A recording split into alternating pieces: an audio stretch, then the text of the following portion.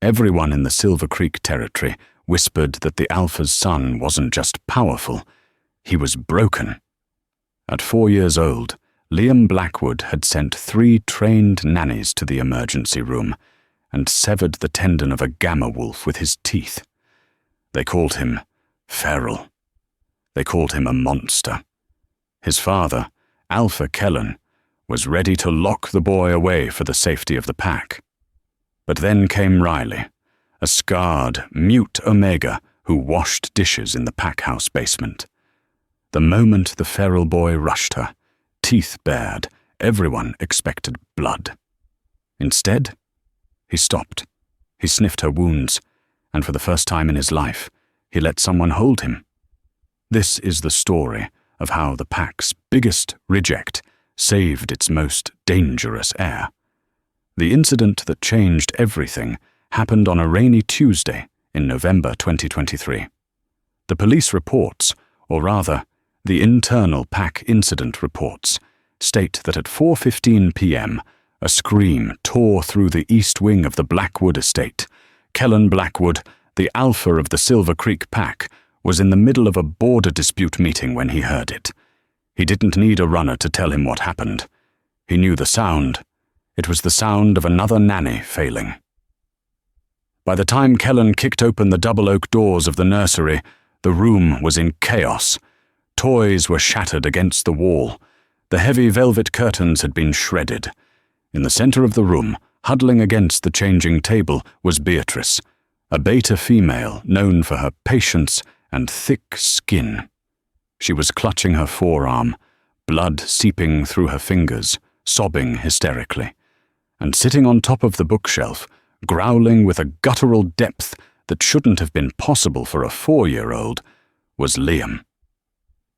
Liam Blackwood didn't look like a child. His eyes were already flashing the gold of a mature wolf. His canines were descended. He was vibrating with an aggression that smelled like ozone and burning wood. "He tried to kill me!" Beatrice screamed, her voice cracking. "I just tried to take the tablet away. He locked his jaw on me, Alpha. He's not a child, he's a demon." Kellen felt the exhaustion settle into his bones like lead. This was the 5th nanny in 2 months. Beatrice was the best the agency had. If she couldn't handle Liam, nobody could. "Get out," Kellen growled, his voice low. "Go to the infirmary. Tell Dr. Aris to bill it to my personal account." As Beatrice fled, Kellen looked up at his son. Most fathers would see a toddler having a tantrum. Kellen saw a threat. Liam wasn't just acting out after the death of his mother 3 years ago. He was devolving. The pack elders were already whispering. An alpha who cannot control his own pup, cannot control a territory. "Come down, Liam," Kellen commanded, using a fraction of his alpha voice. Usually, that voice brought grown men to their knees. Liam just hissed. The boy launched himself from the bookshelf, not toward his father, but toward the window, smashing the glass and scrambling out onto the wet roof shingles. Kellen put his head in his hands. He was the strongest alpha on the West Coast, yet he was completely powerless against his own flesh and blood. Later that evening, Lyra Vane, the daughter of the pack's lead elder, found Kellen in his study nursing a glass of whiskey. Lyra was beautiful, ambitious, and had been trying to step into the role of Luna since the day Kellen's wife died. She placed a manicured hand on his shoulder. "Kellen," she purred, "we have to face reality. Liam is damaged. My father suggests sending him to the reform school in the Rockies. They have containment cells. It's for his own good." "He's 4, Lyra," Kellen snapped. "I'm not putting my son in a cage." "Then find someone who can stop him from drawing blood," Lyra countered coldly. "Because the pack is losing faith. If he bites another member, the council will demand he be removed from the succession." Kellen knew she was right. He needed a miracle. He just didn't expect that miracle to be scrubbing grease off pans in the kitchen basement. 2 days later, the estate was in crisis mode. No agency would send a nanny. The local pack members refused to babysit. Kellen was forced to bring Liam to his office, where the boy spent the morning shredding important treaties. Around noon, Kellen's patience snapped. He dragged Liam to the pack kitchens, hoping the bustle and the smell of food would distract the boy. The kitchen was a chaotic symphony of clattering pots and shouting cooks. The head chef, a burly man named Gordon, froze when the Alpha walked in. "Alpha Kellen," Gordon wiped his hands on his apron. "To what do we owe the honor?" "He's hungry," Kellen said, holding Liam by the back of his shirt like a misbehaving puppy. "And I have a conference call. Feed him. Do not touch him. If he growls, back away." Kellen left before he could second-guess himself. Liam stood in the middle of the kitchen. The staff gave him a wide berth, terrified of the rumors. The boy looked around, his golden eyes darting, looking for a target. He grabbed a heavy metal ladle and banged it against a counter, snarling when a sous chef looked at him. Then he saw her. Riley was in the back corner, near the scullery. She was small, frail-looking, wearing a uniform that was 2 sizes too big. She kept her head down, her hair falling forward like a curtain. She was the kitchen ghost, the Omega everyone ignored. Riley had a scar. It wasn't a neat, heroic battle scar. It was a jagged, twisting mass of raised keloid tissue that ran from her left temple, down her cheek, and disappeared into her collar. It pulled at the corner of her lip, making it look like she was permanently grimacing. Rumor was her old pack had punished her for something unspeakable before she fled to Silver Creek. Liam locked eyes with her. The kitchen went silent. Gordon reached for a knife, just in case. "Liam," Gordon warned softly. "Don't go over there." Liam ignored him. He marched toward Riley. He could smell fear on everyone else, acrid, sour fear. But on this woman, he smelled lavender and something else, something like sorrow. Riley froze as the Alpha's son approached. She gripped a dirty plate, her knuckles white. She didn't look him in the eye, a sign of submission. Liam stopped 2 feet from her.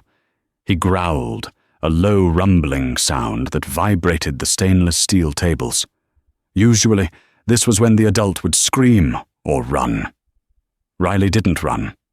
She slowly, agonizingly slowly, crouched down until she was eye level with him. She brushed her hair back, revealing the full, grotesque extent of her scar. She didn't speak. She just pointed to her scar, then pointed to the scrape on Liam's knee from his roof escape earlier. Pain, she was signaling.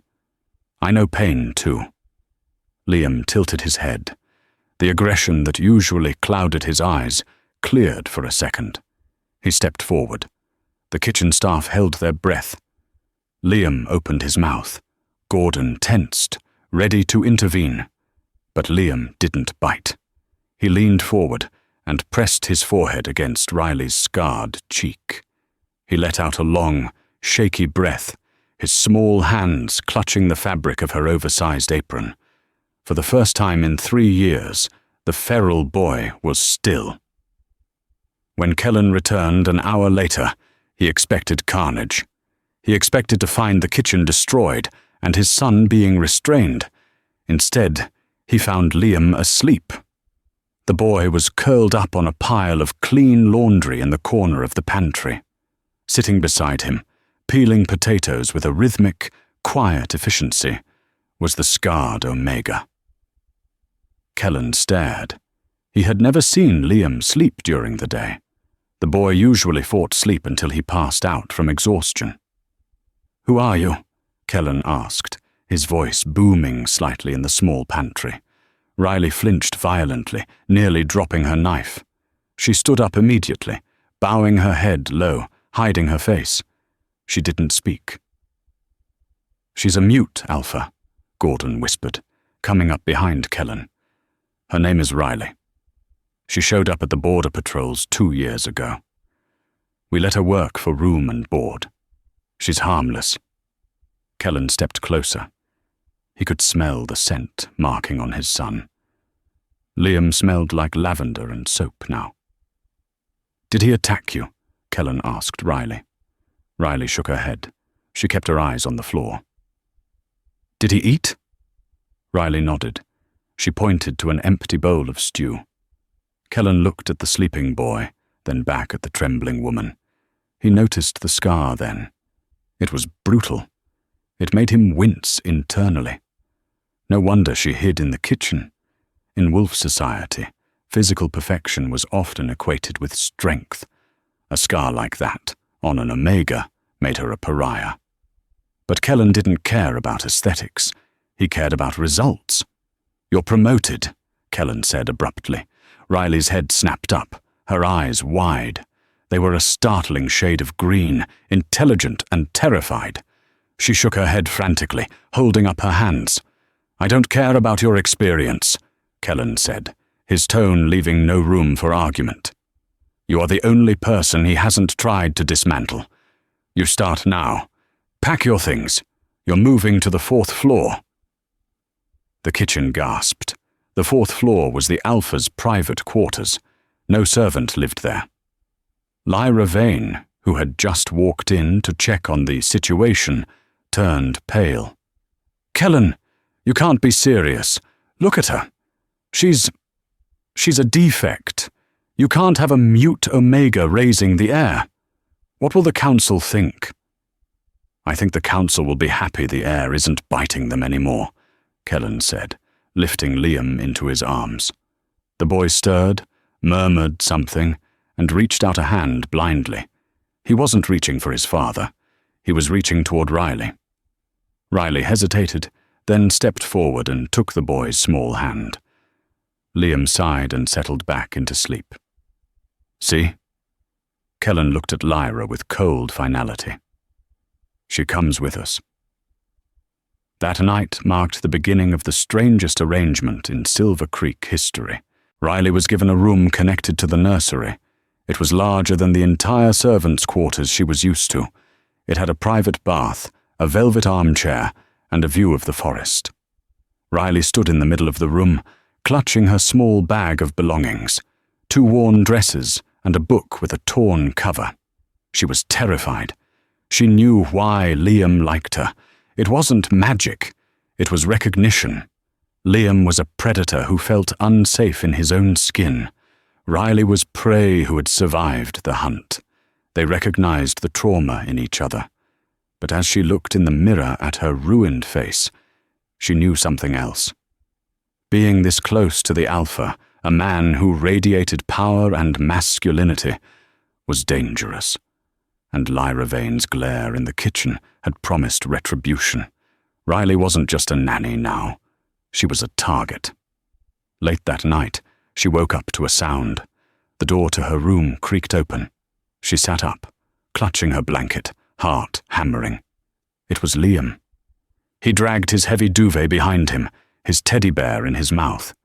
He walked over to her bed, climbed up without asking, and curled into a ball at her feet like a guard dog. "Safe," the boy whispered. It was the first word he had spoken to her. Riley reached out and touched his hair. For the first time in years, she didn't feel like a monster. But outside the window, in the shadow of the trees, a pair of eyes was watching the nursery window. Lyra was on the phone. "Dig up everything you can on the Omega," Lyra whispered into her cell. "I don't care how deep you have to go. Find out where she got that scar, and find out why she really came to Silver Creek." November turned into December, and a strange calm settled over the Blackwood estate. The staff, who used to walk on eggshells, began to relax. The screaming fits had stopped. The breaking glass had stopped. According to the household logs, Liam hadn't bitten anyone in 21 days. Kellen watched it happen from the window of his 3rd-floor office. It was a crisp Tuesday morning. Down in the frost-covered garden, Riley was sitting on a stone bench. She was wearing a thick wool coat Kellen had ordered for her, though he'd told his assistant to say it was standard staff uniform. Liam was running circles around her, dragging a large stick. Every time he passed her, he would stop, look at her, and wait. Riley would simply nod or give him a thumbs up. Then he would run again. Kellen realized with a jolt what they were doing. She wasn't playing with him. She was training him. She was teaching him check-ins. She was teaching him that he didn't need to scream to be seen. He just had to look. Curiosity got the better of the alpha. He abandoned the budget reports for the upcoming quarter and walked down to the garden. When the heavy back door clicked shut, Liam froze. His ears went back, a defensive posture. Riley looked up, her eyes widening. She immediately stood to bow, but Kellen waved a hand.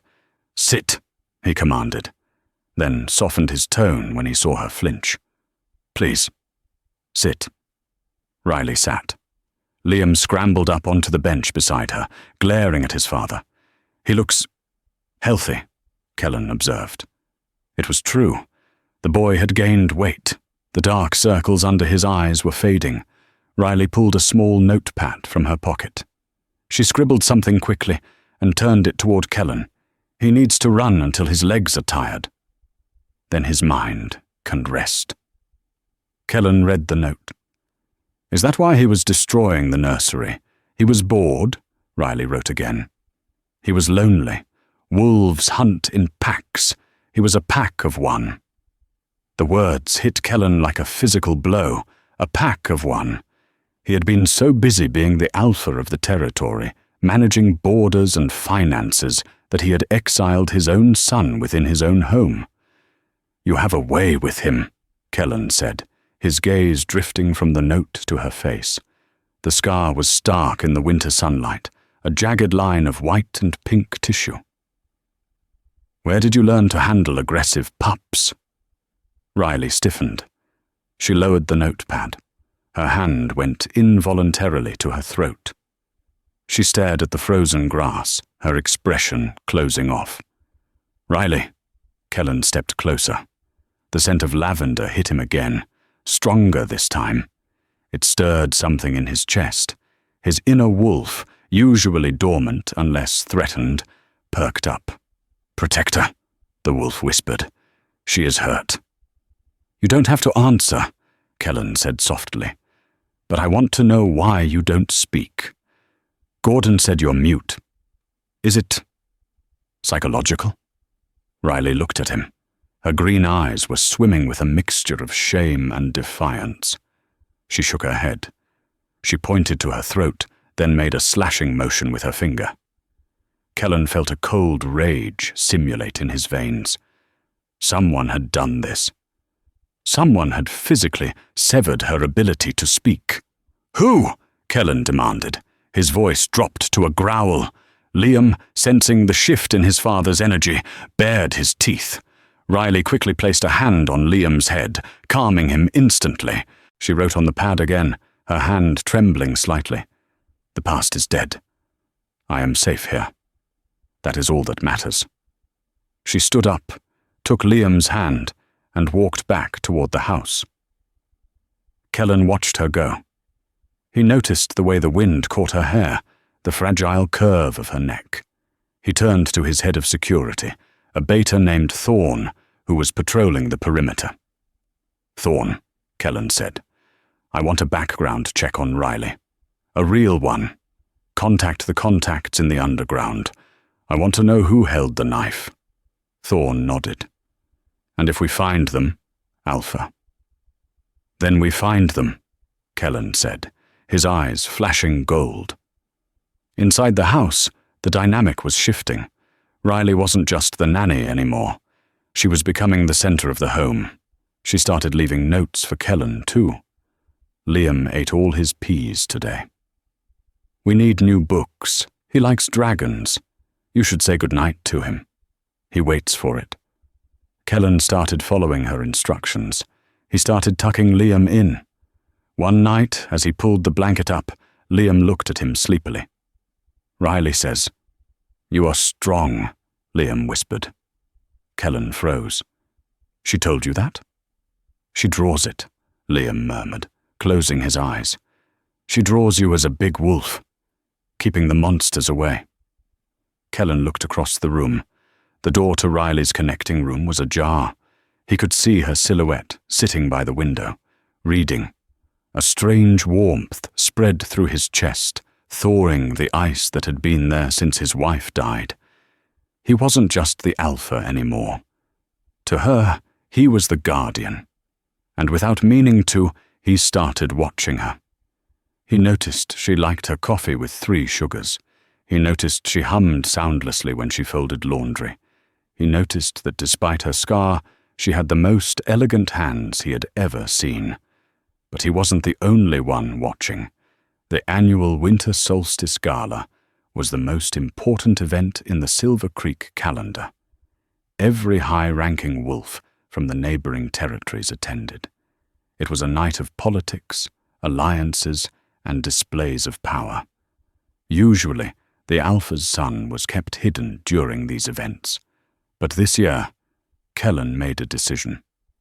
Liam would attend, and so would his caretaker. Lyra Vane was organizing the event. When she saw Riley's name on the guest list, she stormed into Kellen's office. "You cannot be serious," Lyra hissed, slamming the iPad down on his desk. "She is a servant, Kellen. A scarred, mute servant. You are going to parade her in front of Alpha Sterling and the Northern Council? They will laugh at us. They will think you are keeping a pet." "She is the reason my son is sane," Kellen said, not looking up from his paperwork. "She attends. Make sure she has a dress." Lyra's eyes narrowed. "Fine, I'll handle the dress." On the night of the gala, the ballroom was a sea of velvet, silk, and jewels. The chandeliers glittered, casting light on the hundreds of guests. Kellen stood at the top of the grand staircase, greeting the visiting Alphas.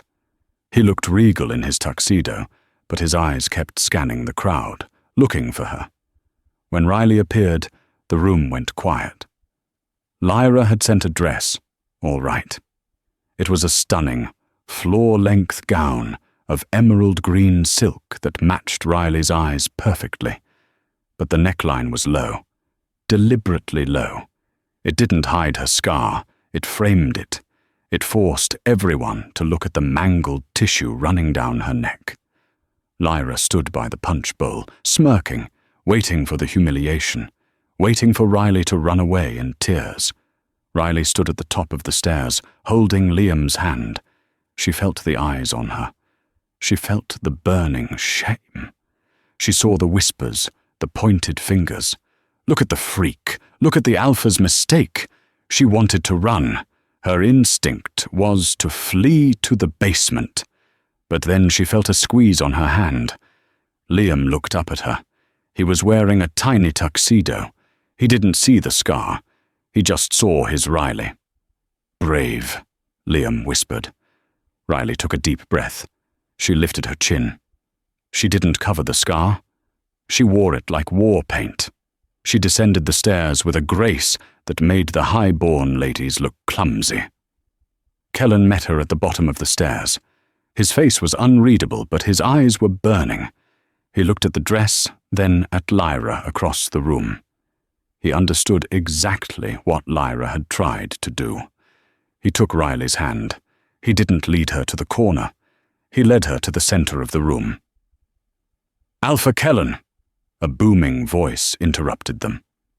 It was Alpha Sterling from the north, a man known for his cruelty and traditional views. He looked Riley up and down with a sneer. "Is this a charity case, Blackwood? Since when do we let damaged Omegas walk the main floor?"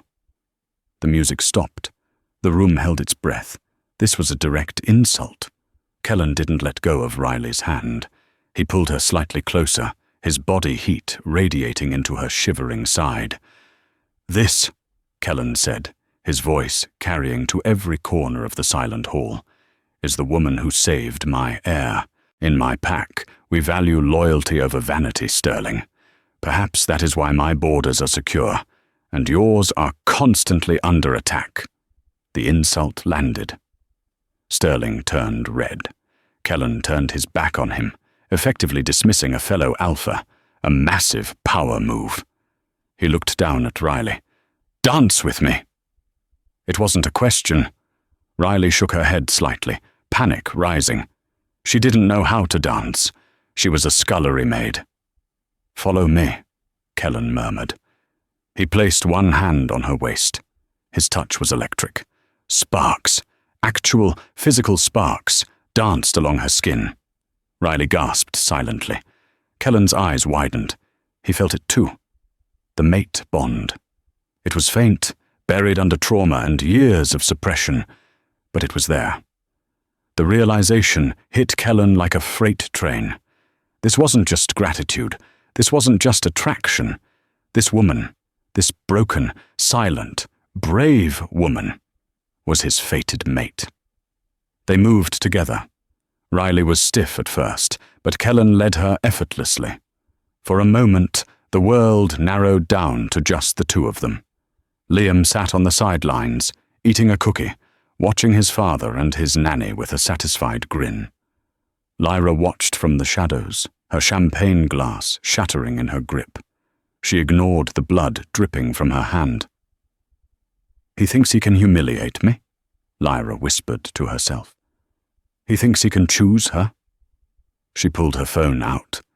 She had received a dossier an hour ago from a private investigator. She hadn't opened it yet. She opened it now. The file contained a photo of Riley from 5 years ago. She was younger, unscarred, and smiling.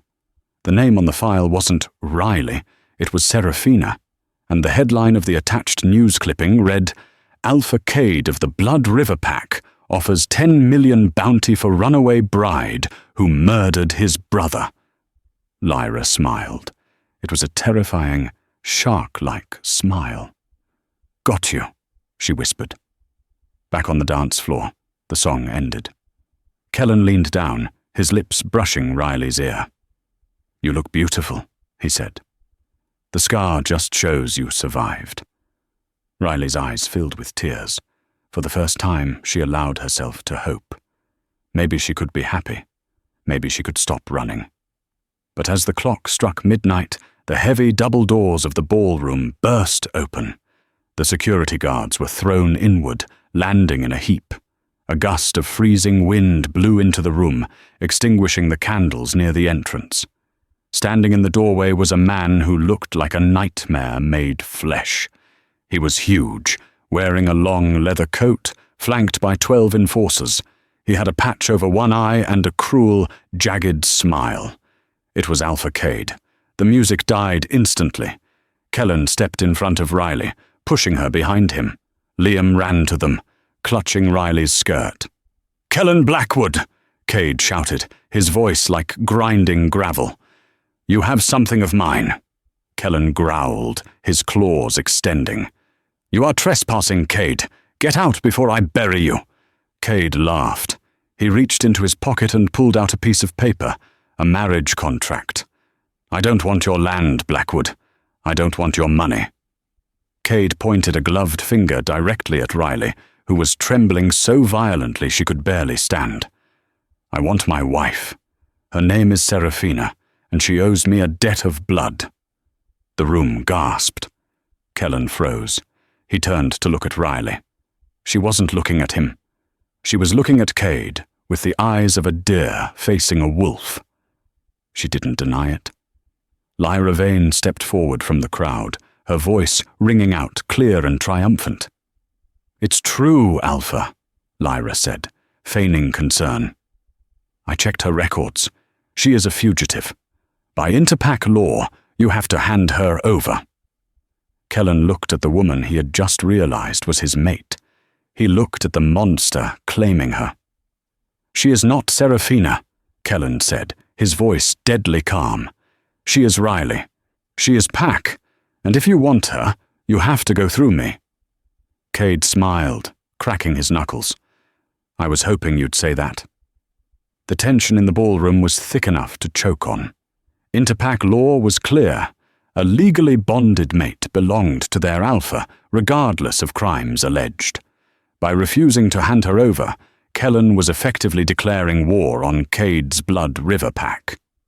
Lyra Vane stepped closer to Cade, aligning herself physically with the invader. "Don't be foolish, Kellen. She's a murderer. It's in the file. She killed Cade's brother, Jax, in cold blood, and fled." Riley was shaking so violently she could barely stand. The memories, repressed for 2 years under layers of grief and silence, came flooding back. The smell of stale alcohol, the heavy hand over her mouth, the knife on the bedside table. She looked at Kellen, her eyes begging him to understand without words. "I didn't mean to. I just wanted it to stop." Cade laughed, a cruel, grating sound. "She's mute because my brother cut her throat before she managed to stick him with that letter opener. A parting gift. She's damaged goods, Blackwood, but she's my damaged goods." A low growl rumbled deep in Kellen's chest. The mate Bond was screaming at him, flooding his system with adrenaline and ancient, protective fury. They had hurt her. They had silenced her. Before Kellen could lunge, the side door of the ballroom banged open. Thorne, Kellen's head of security, walked in. He wasn't holding a tablet this time. He was holding a thick, weathered manila folder. "Wait!" Thorne barked, his voice cutting through the noise. He walked straight to Kellen and handed him the folder. The private investigator Lyra hired was sloppy. He only got the police report Cade filed. He didn't get the medical examiner's report from the neighboring territory where she washed up. Kellen flipped open the file. His eyes scanned the pages, widening in horror. Photographs, medical diagrams, proof of extensive, prolonged abuse. "Jax didn't just attack her one night," Thorne said loudly, addressing the entire room. "He held her captive for 3 months in Cade's basement, the night she murdered him. He was high on PCP and had broken 3 of her ribs before she got to the knife. It wasn't murder. It was a desperate execution to save her own life." The room shifted. The whispers changed tone. The high society wolves looked from the scarred woman in the emerald dress to the brutish alpha demanding her back. Sympathy began to outweigh tradition. Lyra's face went pale. That's a lie. Thorne is fabricating it to protect the alpha's pet."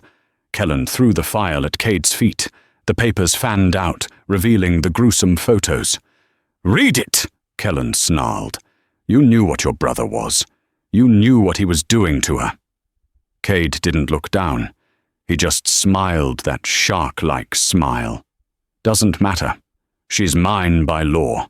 Hand her over, or I burn this territory to the ground, starting with that feral brat hiding behind her legs." He pointed a thick finger at Liam. That was the mistake. The moment Cade threatened the boy, something snapped in Riley. The fear evaporated, replaced by a mother wolf's absolute blind rage. She stepped out from behind Kellen. She stood in front of Liam, shielding him completely with her small body. She glared at the massive alpha who had haunted her nightmares, her green eyes blazing. She didn't speak. She didn't need to. Her posture said, "You will have to go through me." Kellen looked at her, at the magnificent bravery of this woman who had survived hell and still knew how to love. His heart swelled to the point of pain. He stepped forward, placing a hand gently on her shoulder, then moving in front of her. He began to unbutton his tuxedo jacket. "There is another way to settle interpack disputes," Kellen said, his voice deadly calm. Cade's eyes lit up. "An alpha duel, to the death. Winner takes the territory. Winner takes the girl." "The winner takes the territory," Kellen corrected, tossing his jacket aside. "The girl is not a prize. She chooses her own fate when you are dead." The guests scrambled back against the walls, knocking over tables and chairs to create a circle. The air crackled with energy as 2 powerful alphas prepared to tear each other apart in a formal ballroom. Lyra tried to sneak toward the exit, realizing she had bet on the wrong horse, but Thorne blocked her path, his arms crossed. You'll want to watch this, Lyra. It's the end of your career." In the center of the room, Kellen's bones cracked. His muscles swelled, ripping through his expensive shirt. Fur, black as midnight, burst through his skin. Within seconds, a massive black wolf stood where the man had been. His golden eyes were focused entirely on Cade. Cade shifted too, into a brute of a wolf with patchy grey fur and scars crisscrossing his muzzle. He was bigger than Kellen, heavier, built for brute force. The grey wolf lunged. The fight was brutal, fast and loud. Tables were smashed to kindling. The marble floor was gouged by claws. Cade fought dirty, snapping at Kellen's legs, trying to hamstring him. Kellen fought with a cold, disciplined fury. He was faster, smarter. Kellen, the black wolf, managed to get a grip on Cade's shoulder, tearing away a chunk of flesh. Cade howled and retaliated with a vicious swipe that opened a gash on Kellen's flank. Riley watched, clutching Liam against her, tears streaming down her face, stinging her scar. She felt every blow Kellen took through the newly awakened bond. Cade was losing. He knew it. Desperation made him sloppy, and then it made him cunning. He noticed Kellen kept glancing toward the corner where Riley and Liam were huddled. Cade feinted to the left, drawing Kellen's attack, then used his massive weight to body slam Kellen into a stone pillar. Kellen crumpled for a split second, stunned. It was enough time. The grey wolf bolted, not toward Kellen, but toward Liam. The air in the ballroom had turned into something solid, heavy with the scent of ozone and impending violence. The civilized veneer of the Winter Solstice Gala had shattered completely. The crystal chandeliers still sparkled overhead, but beneath them, the high society of the wolf world had retreated to the edges of the room, their expensive gowns and tuxedos pressing against the silk wallpaper. They were no longer politicians or socialites. They were a pack watching two apex predators prepare to kill. Kellen stood in the center of the makeshift arena. He had discarded his torn shirt, revealing a chest defined by years of training and a crisscross of old scars, badges of a leader who fought his own battles. But it was his eyes that terrified the onlookers. They were no longer the human hazel of Kellen Blackwood. They were molten, glowing gold, the pupils slitted like a reptile's. Across from him, Alpha Cade of Blood River stripped off his heavy leather coat. His body was a road map of cruelty, thick, bulky muscle covered in tattoos that seemed to writhe as he flexed. He smelled of stale tobacco, dried blood, and rot. "Last chance, Blackwood," Cade sneered, his voice dropping an octave as his vocal cords began to shift. "Hand over the mute. You don't need to die for a broken toy." Kellen didn't speak. He didn't waste breath on the dead. He simply let go. The transformation was a violent, cracking symphony. For a human, it would be agony. For an alpha, it was a release. Kellen's spine lengthened with a sickening pop, his jaw extended, and thick, midnight black fur erupted from his skin. In seconds, the man was gone. In his place stood a wolf of nightmare proportions, sleek, massive, and darker than the deepest shadow in the room. Cade shifted a second later. He became a monstrosity of grey and brown, his fur patchy and matted, scars visible even through the coat. He was heavier than Kellen, built like a tank, designed for crushing bone. The grey wolf didn't wait for a signal. He launched himself across the polished marble floor, claws scrambling for traction, jaws snapping for Kellen's throat. The black wolf moved with fluid, liquid grace. Kellen sidestepped the lunge, snapping his jaws at Cade's flank, tearing a mouthful of grey fur and skin. Cade howled, a sound that vibrated the wine glasses on the distant tables, and spun around with surprising speed, slamming his massive shoulder into Kellen's chest. The impact was like two cars colliding. Riley watched from the corner, her back pressed against the cold wall. She had Liam wrapped in her arms, his face buried in her neck so he wouldn't see the blood. But she couldn't look away. Every blow Kellen took felt like it landed on her own skin. The connection between them, the mate bond she had denied for fear of Cade, was now a roaring river of shared sensation. She felt Kellen's calculated rage. She felt the stinging heat of the scratches opening on his shoulder, and she felt his overwhelming, singular directive. Protect them. The fight dragged on, brutal and messy. Tables were reduced to splinters. A heavy velvet curtain was ripped down as the wolves crashed through it. Cade fought dirty. He wasn't trying to win an honorable duel. He was trying to maim. He snapped at Kellen's legs, trying to hamstring him.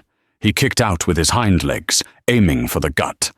Kellen was faster, smarter, but Cade was fueled by a maniacal desperation. Cade knew that if he lost this, he lost everything: his territory, his reputation, his life. Breathing heavily, blood dripping from a gash above his eye, the grey wolf circled.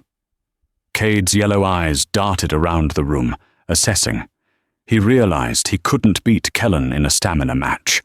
The black wolf was too disciplined. Cade needed a distraction. His gaze landed on the corner. Riley froze. She saw the shift in the grey wolf's eyes. She saw the malice. Kellen saw it too. He growled, a low, thunderous warning, and lunged forward to cut Cade off, but Cade had anticipated it. He feinted left, taking a grazing bite to his shoulder, using the momentum to body slam Kellen into a solid stone pillar. The sound of Kellen's head hitting the stone was a sickening crack.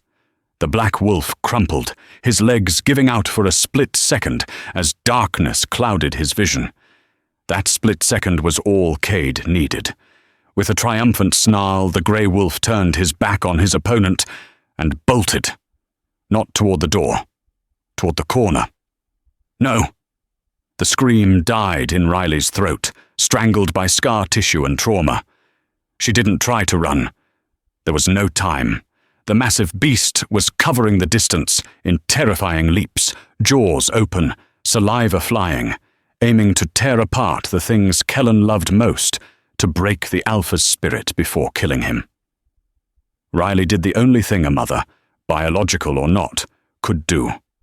She spun around, dropping to her knees, and curled her body over Liam.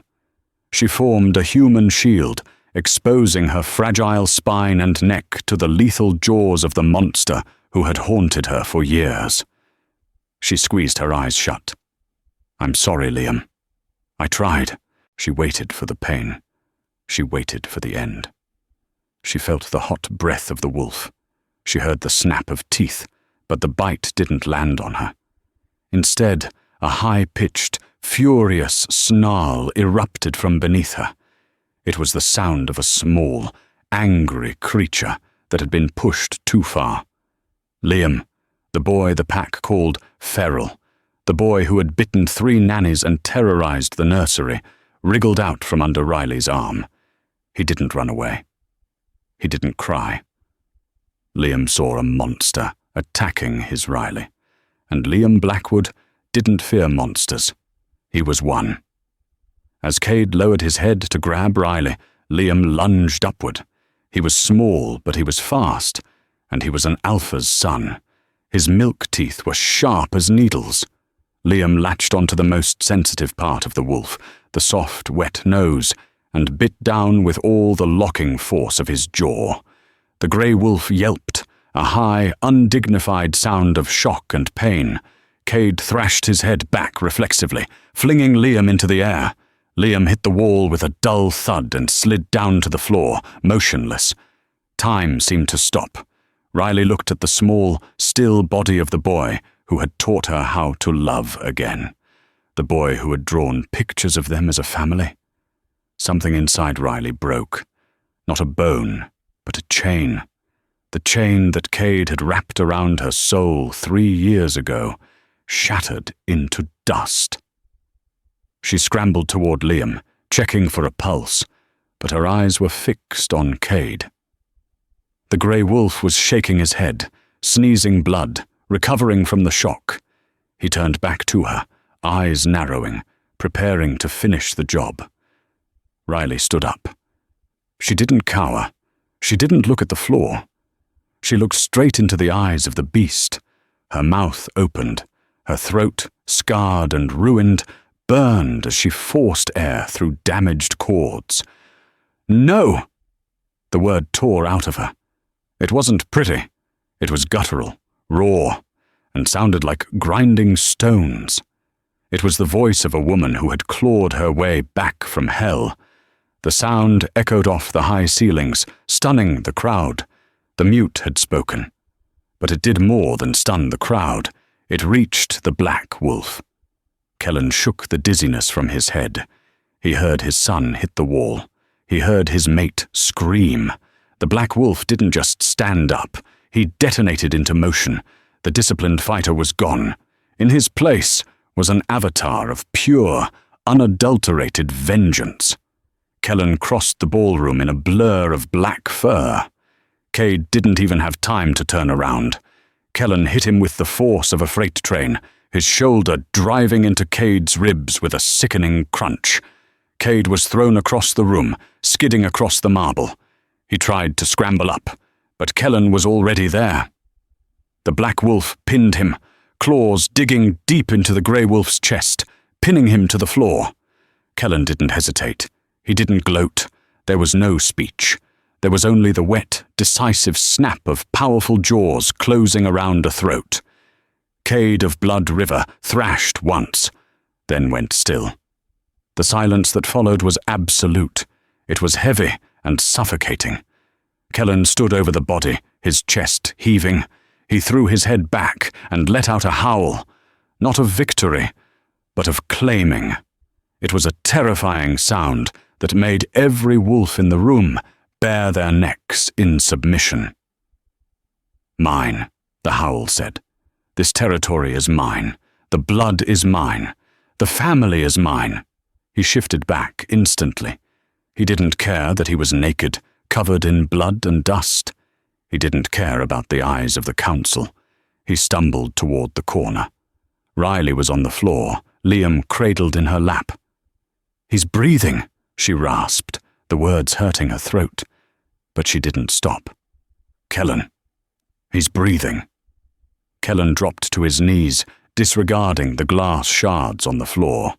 He put a large, trembling hand on Liam's chest. He felt the steady, strong rhythm of his son's heart. Liam groaned, his eyelids fluttering. "He's tough," Kellen choked out, tears cutting tracks through the blood on his face. "He's hard-headed, like his father." "Brave," Riley whispered, stroking Liam's hair. "Like his mother." Kellen looked at her. Really looked at her.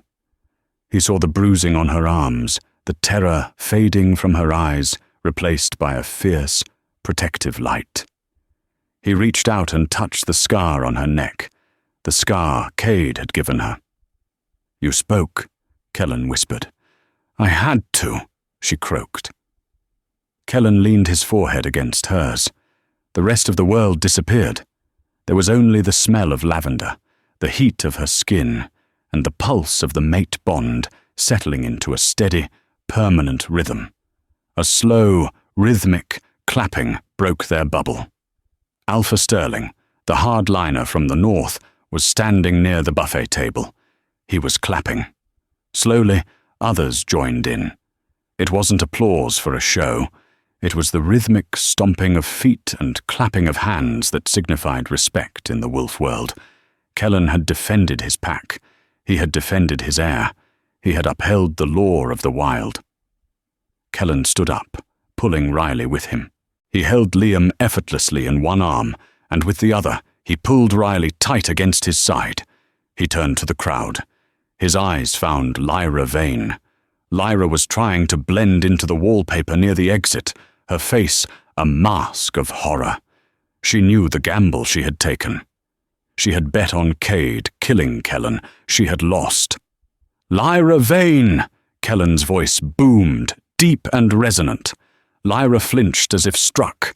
"You conspired with a hostile Alpha to invade this territory," Kellen announced, his voice cold as ice. "You provided intelligence that endangered my heir. You attempted to sell a pack member into slavery and death." "Kellen, please," Lyra stammered, stepping forward, tears streaming down her face. "I was just trying to follow the law. I didn't know he would—" "Silence," Kellen roared. The Alpha command slammed into her, forcing her to her knees. "You are stripped of your rank," Kellen pronounced. "You are stripped of your name. You have 1 hour to cross the border of Silver Creek. If I, or any member of my pack, catches your scent after that hour, the hunt begins." Lyra scrambled to her feet, sobbing. She looked around the room for support, for her father, for anyone. But the pack turned their backs on her. One by one they turned away. She was a ghost. She turned and ran out the double doors into the cold night. Kellen turned to Alpha Sterling and the gathered witnesses. "Cade is dead," Kellen stated. "By the ancient laws, the Blood River territory is now mine. Its resources, its lands, and its people are under my protection." He looked down at Riley, who was trembling, the adrenaline crash setting in. "And let there be no mistake," Kellen continued, his voice softening as he looked at her, but carrying to the back of the room. "This woman is not a servant. She is not a fugitive. She is Seraphina of no pack, who has chosen to become Riley of Silver Creek." He raised her hand to his lips, kissing the knuckles. "She is my fated mate. She is the mother of my heart. And she is the Luna of this pack. Bow to her." It was a command. Alpha Sterling was the first to lower his head, then the council members, then the warriors. The entire ballroom bowed to the scarred woman in the green dress and the feral boy in the Alpha's arms. Riley looked out at the sea of bowed heads. She squeezed Kellen's hand. For the first time in her life, she wasn't hiding. She wasn't running. She was home. 3 months later, spring came early to Silver Creek that year. The snow melted into rushing rivers, and the forest turned a vibrant, impossible green. The change in the pack house was just as dramatic. The nursery, once a place of screaming and broken glass, was now filled with the sound of laughter and the clacking of toy trains. Liam sat on the floor, building a massive tower of blocks. He was still intense. He still growled at strangers who moved too fast, and he still preferred his meat rare. But the violence was gone. He had found his voice, too. He talked incessantly, asking questions about bugs, wolves, and the moon. Riley sat on the window seat, a book open on her lap. She wasn't reading, though. She was watching the garden below. She looked different. The haunted look in her eyes was gone, replaced by a quiet confidence. She still couldn't speak much. Her voice would always be raspy, and long conversations tired her out. But she had learned sign language, and so had the rest of the pack. Even the gruff Gamma warriors now signed, "Good morning, Luna," when she walked by. She touched her neck. The scar was still there. Kellen had offered to bring in a specialist plastic surgeon from Europe, a healer who could use magic to erase it completely. Riley had said no. "It reminds me that I survived," she had signed. "It reminds me that monsters bleed, too." The door opened, and Kellen walked in. He looked tired. Absorbing the Blood River pack and rooting out Cade's loyalists had been exhausting work, but his face lit up when he saw them. "Tower?" Kellen asked, loosening his tie. "Castle," Liam corrected firmly. "For Riley." Kellen smiled. He walked over to the window seat and sat down, pulling Riley into his lap. He buried his face in her neck, inhaling the scent of lavender and peace. "How are you?" he murmured against her skin. Riley leaned back against his chest. She didn't sign. She practiced her words every day, saving them for him. "Happy," she rasped softly. Kellen kissed her temple. "Lyra was spotted in the eastern wastes," he mentioned quietly. "She's working as a cleaner in a roadside diner. She looks miserable." Riley looked out at the trees. She felt a flicker of pity, but it passed quickly. Lyra had made her choices. "The past is dead," Riley whispered, repeating the words she had written on that notepad so long ago. "The past is dead," Kellen agreed. He placed his hand over hers, entwining their fingers. "Long live the future." Liam knocked over his tower with a crash and a giggle, then ran over to tackle his parents. Kellen caught him, pulling him into the embrace. The alpha, the fated mate, and the feral son. They were a strange, cobbled-together mosaic of a family. They were scarred, they were intense, and they were dangerous. But as the sun set over Silver Creek, casting long golden shadows across the floor, they were the only thing that mattered. They were a pack, and they were finally whole. And so, the Alpha, the feral son, and the scarred Omega formed the strongest family unit the West Coast had ever seen. It's a reminder that sometimes the people who seem the most broken are just waiting for the right person to see their true strength. What do you think? Did Lyra deserve a harsher punishment? And would you have forgiven Riley for hiding her past? Let me know your thoughts in the comments down below. I read every single one. If this story touched your heart, please smash that like button. It really helps the channel grow. And if you want more incredible true-to-life werewolf romances, stories of fated mates, and dramatic twists, hit that subscribe button and ring the notification bell so you never miss an upload. Until next time, keep howling.